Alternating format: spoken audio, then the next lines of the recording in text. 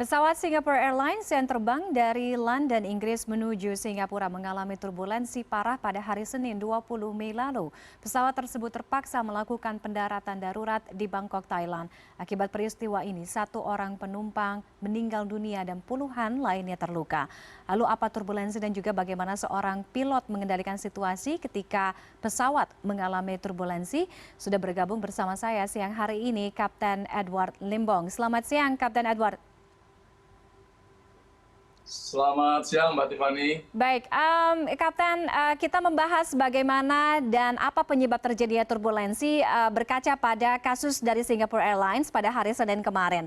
Nah, kemungkinan besar apa yang terjadi pada Singapore Airlines pada hari Senin kemarin adalah clear air turbulence. Nah, apa perbedaan dari clear air turbulence ini dengan turbulensi biasanya? Apakah ini kemudian bisa diprediksi dan juga bisa diidentifikasi, Kapten? Ya, terima kasih Mbak Tiffany. Ya, kita turut bersimpati ya untuk SQ kemarin ada satu yang meninggal dunia. Jadi kalau di dunia penerbangan itu, turbulensi itu hal yang biasa. Tetapi kita ada tiga hal turbulence. Ada yang biasa, ada yang medium, ada yang severe, artinya yang keras seperti yang terjadi di Singapore Airlines ini. Nah, kejadiannya ini namanya juga CAT, Clear Air Turbulence. Artinya cuaca yang kita deteksi itu tidak bisa terlihat, tidak bisa kita pakai radar, itu tiba-tiba aja karena perubahan angin atau cuaca atau juga ada awan di sekitar kita dan juga pegunungan. Nah, yang terjadi di Singapore Airlines ini mungkin ada beberapa berita yang saya dengar dia sampai turun ke 6.000 feet. Bagi kita pilot, saya itu nggak mungkin seperti itu. Kemungkinan dia itu kena jet stream, angin yang berlawanan arah, tiba-tiba dia naik dulu sebentar. Kan saya baca itu pilotnya sempat meng-on-kan seatbelt, terus dia baru turun ke bawah. Itu mungkin 1.000-2.000 feet dan dia minta turun sampai ke 6.000 feet. Jadi dari 37.000 feet dia turun ke 31.000 feet. Jadi perbedaannya, kalau turbulence biasa itu kita bisa lihat di radar, Mbak. Karena radar pesawat sekarang kebetulan terbangin seperti ini, Boeing, itu cukup canggih, ada berwarna dan juga kita bisa mendetek radar sekeras apapun. Jadi perbedaannya itu, kalau turbulence yang kita bisa predictable itu bisa dilihat di radar, tapi kalau clear air turbulence namanya juga clear, jadi nggak bisa terdetek apapun. Gitu. Oke, dan itu terjadi biasanya umumnya dalam kondisi cuaca cerah, Kapten, betul begitu? Enggak juga, Mbak. Oh, enggak Itu juga, cuaca cerah oke. itu kan berarti, jadi di sekitar kita kayak pengalaman saya tahun 96 itu saya pakai Fokker 100 dari Surabaya ke Jakarta. Saya lagi baca koran, co-pilot saya yang terbang. Tiba-tiba di dekat sekitar Semarang itu pesawat saya turun nggak sampai banyak, 1.000 sampai 2.000 dan kita kaget semuanya. Bahkan pramugari saya sempat luka dan patah tulang rusuknya satu. Akhirnya kita mendarat di Jakarta dengan selamat. Itu di sekeliling saya di Laut Jawa itu ada sea breeze yang besar. Jadi dia ada angin yang berputar yang tidak terdeteksi oleh radar. Yang kita pun kadang-kadang kalau pilotnya lagi nggak aware kan berdua itu terbangnya. Jadi yang satu mungkin saya waktu itu bukan terbang, jadi saya coba baca koran di tahun 96. Dan alhamdulillah bisa kita kendalikan pesawatnya dan bisa mendarat dengan selamat di Jakarta. Jadi bukan karena nggak ada cuaca apa-apa tiba-tiba terjadi, enggak. Inilah yang harus kita pahami sebagai penumpang juga harus selalu berjaga-jaga dengan memakai seatbelt gitu, Mbak. Oke, artinya clear air turbulence ini biasanya terjadi itu di level terbang tinggi ya, Kapten? Tidak kecil kemungkinannya Betul, jika ada di level rendah ya?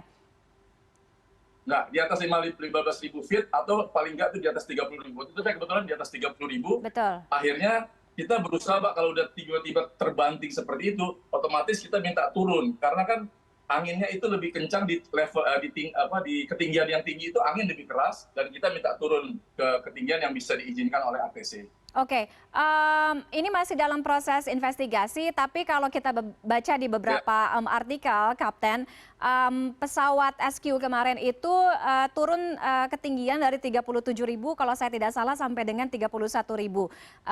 Pilotnya menurunkan ketinggian dalam kurun waktu, kalau saya tidak salah juga sekitaran 3 menit. Apa yang Anda lihat, Kapten? Mengapa kemudian Kapten atau pilot tersebut mengambil langkah ini? Apakah ini semata-mata untuk mengamankan penumpang supaya keluar dari area turbulensi atau apa? Nah, dia sudah terbang 10 jam lebih, otomatis pilotnya juga santai, penumpang juga mungkin lagi jalan-jalan atau di toilet. Nah, dia itu turun, Mbak, karena waktu di 37.000 itu dia terdapat bantingan, goncangan, dia diangkat ke atas terus dibanting ke bawah, otomatis pilotnya minta langsung pasang seatbelt, dia announce, dan dia minta descend ke bawah. Dan itu yang menentukan ATC boleh turun ke berapa feet, karena kan banyak pesawat juga di sekitar situ. Jadi dia minta, jadi dia waktu itu sesudah dia kena goncangan itu dia namanya normal descent, artinya dia control descent, bukannya tiba-tiba turun orang bilang 6.000 feet. Kalau 6.000 feet kali 300 sudah 1.818 km turun ke bawah, itu pesawat nggak mungkin selamat, Mbak. Oke, oke. Dan dengan jarak terbang mungkin yang sudah tadi sekitar 10-11 jam, kemungkinan memang penumpang pesawat dalam keadaan agak sedikit santai, lepas seat belt, itu yang kemudian terjadi ya, Kapten ya? Iya, betul. Jadi makanya kita kan nggak pernah tahu, Mbak, ya kapan pesawat apapun, airlines apapun, kalau memang terjadi clear air turbulence itu hanya Tuhan yang tahu, dan kita pilot bisa mengendalikan dengan selamat. Jadi nggak usah terlalu mengira-ngira atau membuat berita yang kadang-kadang membuat kita jadi tambah takut, Mbak. Jadi saya sebagai pilot yang sudah 38 tahun dan 20 jam terbang, dengan pengalaman kena CAT kemarin juga, sebelum COVID saya juga terbang ke China di sekitar Myanmar, situ juga dekat Ho Chi Minh, saya kena 1.000 feet turun, tapi bisa kita kendalikan dan langsung kita ambil action untuk mengamankan penumpang. Oke, ini menjadi catatan penting bagi para penumpang pesawat, khususnya yang mungkin sering atau akan berpergian jarak jauh, karena kita seringkali, Kapten, ketika sudah mungkin di atas 3 jam, lepas seat belt, bisa ke toilet, kemudian mengobrol sama teman gitu, sehingga itu lupa, dipikirnya mungkin aman-aman saja. Nah, itu yang harus jadi catatan, bahwa penumpang tetap harus menggunakan seat belt itu tadi. Oke, Kapten, terkait dengan clear air turbulence ini, apakah memang setiap pesawat ini kan desainnya kan berbeda-beda, jenisnya, type-nya kan juga berbeda-beda. Kita banyak di luar sana yang berpendapat bahwa masa pesawat sekelas SQ gitu ya, yang maskapai penerbangan terbesar gitu ya, bisa mengalami hal ini. Nah, ini mungkin bisa dijelaskan gitu, Kapten, apakah memang setiap pesawat tipenya punya sedikit self control sendiri untuk mengendalikan jenis-jenis turbulensi ya, atau bagaimana? Semua pesawat dirancang itu, even fixed wing atau high wing itu, atau engine-nya di tengah mesin atau di belakang, semuanya sudah desain untuk tahan dari segala turbulen sekeras apapun. Nah, sekarang yang kita harus ketahui itu, nggak ada pesawat yang didesain nggak tahan bantingan, Mbak. Yang terpenting kita tahu mengoperasikannya, dan juga kita sebagai penumpang juga harus selalu berjaga-jaga. Karena kalau pesawat itu aman, Mbak. Salah satu transportasi paling aman di dunia adalah pesawat terbang. Bahwa itu jet maupun propeller, sangat aman. Jadi kita nggak usah takut. Kalau kita di pesawat, kalau nggak memang dan kalau tiba-tiba terjadi seperti itu, kita lagi jalan ke berdiri, tetap jongkok atau pegangan. Karena kalau saya lihat sendiri waktu pramugari saya itu terlempar, Mbak, kena armrestnya pesawat itu, rusuknya patah.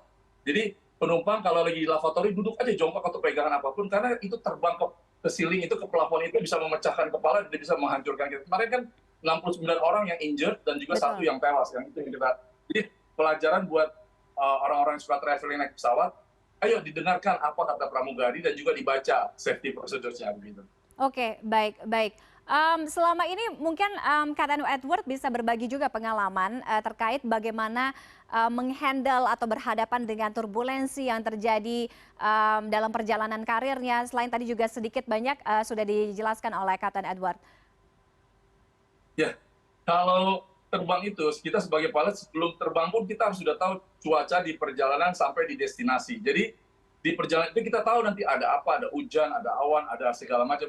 Nah, sekarang itu clear air turbulence itu yang harus ditakuti oleh pilot, karena kita kan nggak bisa mendeteksi, Mbak. Tapi kita bisa menghindari dan juga tahu prosedurnya apa yang harus kita lakukan. Jadi nggak akan ada bahayanya, Mbak, selama kita menjalankan prosedur sebagai pilot. Saya juga sudah beberapa kali mengalami, dan sampai hari ini alhamdulillah bisa semuanya dikendalikan karena kita dilatih, di training dengan benar. Yang terutama itu pilot itu well trained, Mbak. Trainingnya harus benar, dan juga dia punya disiplin yang tinggi. Kalau pilot nggak punya disiplin, pasti nanti ketiduran, Mbak, lagi terbang. Oke, biasanya Kapten, saya bilang apa ya, masa kritis atau misalkan berapa lama waktu yang bisa dilakukan oleh seorang pilot untuk menghindari air turbulence itu, clear air turbulence? Maksudnya berapa Mbak? Berapa lama, berapa menit kira-kira untuk bisa mengontrol atau mengendalikan clear air turbulence, atau ketika pesawat berhadapan dengan clear air turbulence itu? Ya, Kalau create turbulence itu nggak lama, paling 1-2 paling lama 3 menit. Karena kan Oh, dia oke. perubahan angin yang tiba-tiba atau dia ada tekanan udara dari awan cumulonimbus yang sebelah kiri atau sebelah kanan kita, atau arah angin jet stream dari bekas jet juga atau dekat dari pegunungan, dia angin itu akan berputar ke atas. Kalau di dekat mau mendarat itu namanya wind shear. Tapi kalau ini jet stream di atas itu nggak bisa dilihat apa-apa karena angin yang apalagi udah pergantian aliran musim nih di sekarang ini dari mulai winter mau masuk ke summer. Nah Betul. ini di daerah di Indonesia ini ITC namanya, itu memang kita kan cuma 2 musim. Jadi ini lagi anginnya lagi ngaco-ngaconya Mbak, pertukaran anginnya begitu. Baik, baik. Terima kasih sekali lagi untuk insight-nya Kapten Senior, Kapten Edward Limbong sudah bergabung dengan CNN Indonesia News Hours yang hari ini benar-benar menjadi Ya. pelajaran bagi kita semua ya, yang mungkin sering berpergian menggunakan moda transportasi pesawat udara untuk tetap Jangan lupa pakai mengenakan seatbelt Mbak. seat Kalau belt. itu jangan lupa pakai seatbelt, itu yang penting. Oke, dalam keadaan apapun. Terima kasih Kapten Edward sekali lagi sudah Ya. bergabung dengan kami. Selamat siang, selamat kembali bertugas. Thank you. Thank you.